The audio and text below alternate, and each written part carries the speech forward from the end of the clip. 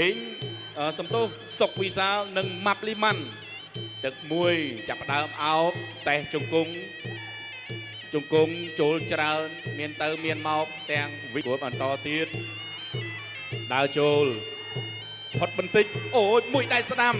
តត់ឆ្វេងមួយចាប់ជើងបានពីប្រគួតបន្តទៀតមួយដៃស្ដាំរបស់បង្គោលក្រហមមួយនេះបន្តទៀត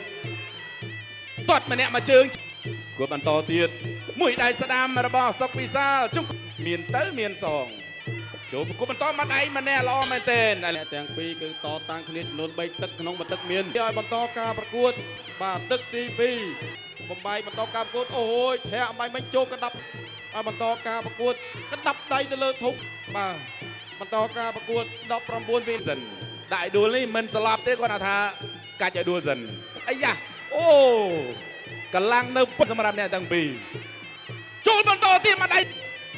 ចូលប្រគួតបន្តទៀតតត់ស្ដាំចាប់បាននឹងសុកវិសាលដើរចូលបន្តចូលកណ្ដាប់ដៃម្នាក់មកដៃប៉ើងតែម្ដងអំបងជុកសិនល្អមែនទែនតាគុណភាពតែជួយសម្រួលទុកពីលោកញ៉ាកណ្ដាចូលមកដៃស្ដាំរពីនេះស្មើគ្នាអបអសាទរកីឡាករទាំងពីរសុកវិសាលនិងម៉ាប់លីម៉ាន់លទ្ធផលស្មើគ្នាបាទ